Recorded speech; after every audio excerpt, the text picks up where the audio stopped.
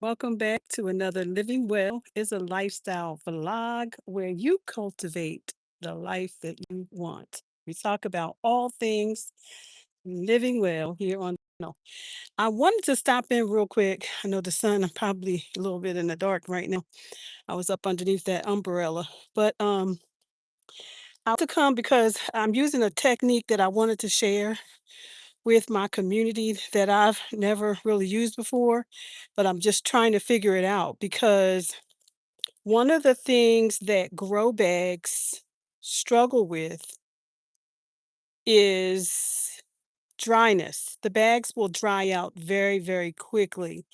And so, one of the things that I am discovering while I was sitting here looking at all of these beautiful tomato bags that I have, one of the things that I was noticing was this yellowing on the leaves. Now, mind you, I've studied all of it and just trying to figure out like what could it be struggling with. And it's not fertilizer. It's the top green leaves are beautiful. They are fruiting. There is tomatoes. As you can see, nice size. These are slicers and they are growing very nicely. Discovered was that the bags were dry. It was an indicator after studying last night, studying the plant and what how it reacts. I discovered that this type of leaf or showing on the leaf, yellowing of the leaf, the not the vines, but the leaf itself, not the veins of it, will turn yellow. And so I said, well, let me check these bags out and let me see what I can do about it because one of the things I know is that I do water the bags. Now, so here's what I discovered. Now, this bag, after watering, soaking it, is heavy. I can't hardly lift it. So it's a heavy bag. You can see it's saturated all the way around, and it's now good until it needs more water.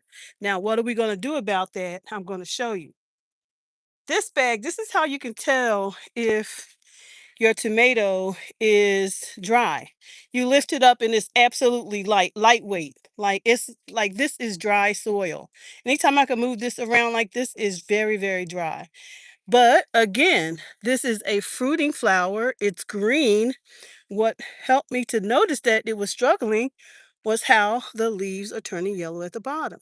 So here's what I'm doing, and I want to share it with you because this one is doing the same thing with this big old beautiful tomato on it. And so we want to make sure that we fix the problem before it's too late. So what I discovered was what I like to do is I really like to water my plants from the bottom. Actually, tomatoes like to be watered from the bottom. But how do you address that issue if you're growing in grow bags? Well, I I typically do this for my plants when they're in trays, but I found that having a tray like this available and full of water, just let it sit in there. Just let it soak. Give them a once a week, maybe just let it soak. Because I may have about 6 or 7 bags that do not have the wood chips at the bottom. Because most of my bags, I put wood chips at the bottom to keep it moist, to keep the water from leaking straight through and um, the plants struggling with water. So I started putting wood chips at the bottom. These are composted wood chips that are a year old, that I had from my pile from last year, and they're from the bottom of the pile. And so they are definitely like they are the best wood chips to put it in the bottom. So I put wood chips in the bottom of the bags, but these bags were already prepared before I realized I wanted to do that. So these 6 bags do not have any wood chips in them. So here's what I am doing to solve the problem. And then I want to show you about another thing that I'm doing that is helping me as well. So again, you can get a trough like this, which is a plastic bin. It's a plastic bin that I use to to grow my seedlings in last winter when I started my vegetable seedlings. This is the same tray. Is that deep, and I put the bag inside the water. What's the bag gonna do? It's gonna soak up the water. Now this bag was so light when I put it in here, but now it is heavy. When I take it out of here, the water's gonna drain, but the soil is absorbing the water. So the point is that the point of this is to address the issues that I was having with the yellowing leaves at the bottom of my bags. So it was about to start happening here, right here, as you can see. They'll start yellowing. All these are green up here, fruits on the vine, so it's not a problem, but they'll start yellowing at the bottom. And this is a very strong plant. It's buried very deep into the soil, which I'm probably going to have to put more soil in this bag, which may help also, and maybe top cover it with some wood chips. But at any rate, the plant itself is doing well.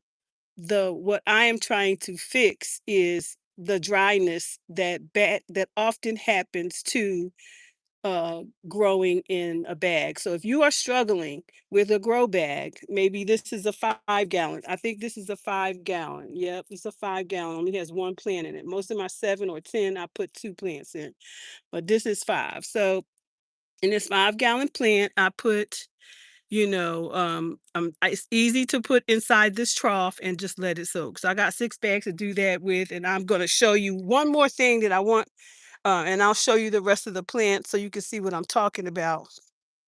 These are the ones that are sitting on my patio down here, and if you see what I'm talking about, the yellowing leaves. So for those of you who came into the video late, this is what we're trying to address because the bags are so light. Anytime you can pick that bag up like that, it's dry, okay? And so the bag is suffering from not enough water because the plant is blooming. It has blooms on it. They got fruit on them. This one right here has a big old tomato on it, but it's just as dry as the Sahara Desert. So we're gonna soak all of these. These are fine because these are wood chipped. All of those are wood chipped. These one, two, three, four, five, six, seven are are not. So we're gonna have to use the trough method to give them a weekly soaking. Now, to the new potting that I'm learning a new technique to keep from putting plants in directly into the ground, and they losing their height. Am adding some cranberries to not cranberries. I wish I could, but Ocean Spray got locked down on that in Jersey. They're hard to raise or hard to farm. Um, but I'm adding pomegranates to the property, and I learned a new method that I have been doing around here, and that is bottomless pot planting. And by that I mean, and I've done one already. So this is the one that I'm about to plant. It already has flowers on it. As you can see, they have nice bright flowers. This will bloom all spring and summer. Oh, look, all that pollen just came out of there. Wow. But it's already has this all of this fruit on it. So what I've done, I had some cherry trees. Let me just tell you the backstory. I had some cherry trees in two spots, and out of all the trees I planted this year, the cherries did not do anything. They didn't get any foliage or anything. But I'm glad I left the tags on them, and I was able to dig them up and take them back and get my money back. But if you don't have the receipt, if you have that tag on your trees, make sure that you save your tags on your trees. What do I mean by that? Let me show you. If you are new at planting trees, and I'll go back to tell you about what I'm doing, you want to make sure that you keep this tag on your plant because this barcode, this SKU number, can be used for reimbursement, no matter whether you paid cash or card or whatever. The plant store where I bought them, Lowe's, has knew where I knew that I bought them there because that was one of their SKUs, okay? So keep that on until you can see as your warranty until your tree, produces what it's like it's supposed to. So what I am doing to plant this pomegranate, because it's already in a pot, right? It's already a nice size, but typically if you take this out and put it into the ground, then it's going to lose its height. It's going to be leveled with the ground, right? This branch bottom is going to be level with the ground. So what I've done instead was I like to cut the bottoms out of pots, right? So that I can have it at a different height. So I cut the bottom out of the pot. I sit the pot down in there, and I've already watered this. It's got good drainage because all the water is gone. That was a way to test whether all the water, whether it had good drainage. And this is an area that with good drainage. It's where I grew my, actually grew my, what are those things called? Roselle last year, but I'm growing those in pots this year, and I'll show you that. So now what I do is I just come here and I just pull this out of this pot. Hold on. And it's easy to come out because it's been watered. Well, I thought it was because the last one came out so easy. I don't know about this one, but hold on, y'all. Looks like I'm gonna have to give it a little bit more force or press against it because I don't wanna lose the soil. Okay. I want the soil to come out with it. Hold on, y'all. It's giving me a little bit of a time. Okay, I got it. All right. So I I got out. I don't know what just happened. I went on some other kind of view. Let's see here. Green screen. Okay. So but I got it. So I'm just gonna take this pot out, take it out, right? What have I done? Uh, hold on, y'all. Something keeps showing up here. Can y'all see the video? Um,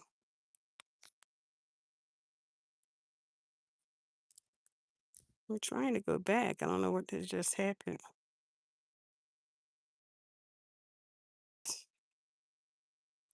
I want to go back to my video. All right, something is happening. Okay. Oh, we got a background now.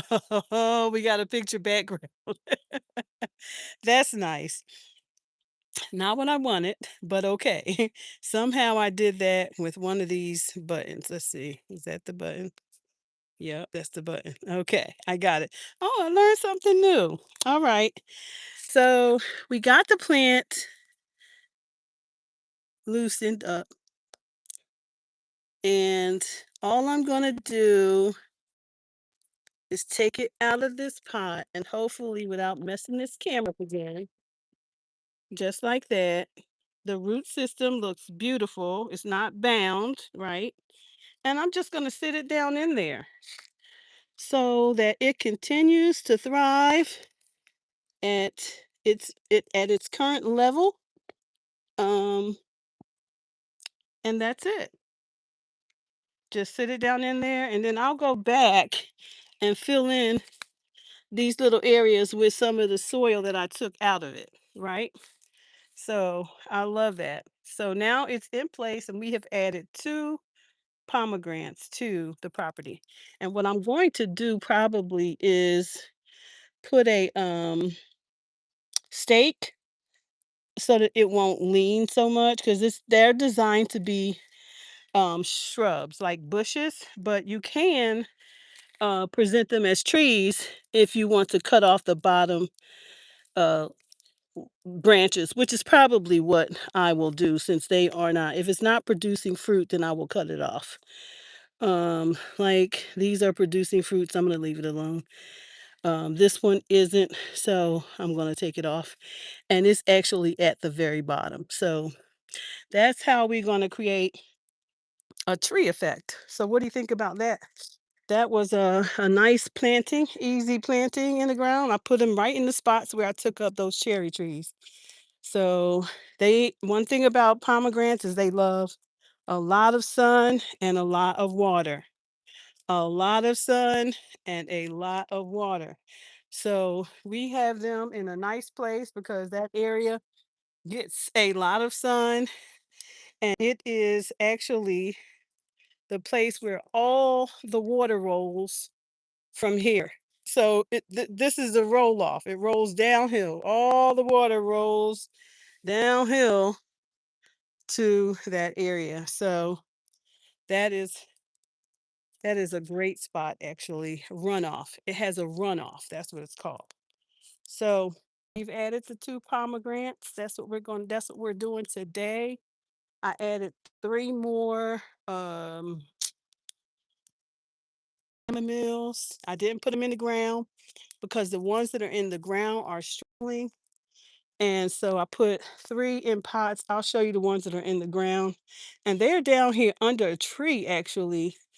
They're doing okay, but they're not have they're struggling. Well, they're struggling with heat. Um, but they're here. I should put them in the pots like I did that pomegranate. And that's what I'm going to be doing with my flowers and things like that is to put them above ground a little bit because those are struggling a little bit. Um, they have not produced any flowers, and I don't know if they will, but they are definitely in a shady spot. Um, but I have three more, and I put them in pots because I want to see how they do, and they're down underneath the grapevine, which I think that they will do really well there, and I'll show you that where they are right now. They are here, and I just potted right along the grapevine, so flowers and stuff in there too because these have a lot of room for other things that you can put in there with them. But we're gonna see how they do. These are some have holes in the bottom of them as well. I planted my grapevines in the ground like that too, y'all. Right, the same pot that they were in, but I just cut a hole out, cut the bottom out the pot, and put them in the ground. And look at how well they're doing. This is what this was the effect of just putting them in the ground, just a little below surface and letting them grow. And these actually have grapes, first year grapes. I don't know if I should be letting them grow like this. So that is all we have for this live today. Just wanted to bring you in to this soaking method, and it's already doing better. Look at the leaf. It's already turned. It was so dry. Learned so much about the plants when I study them because I didn't know when it's turned like this is preserving water because of the intensity of the heat.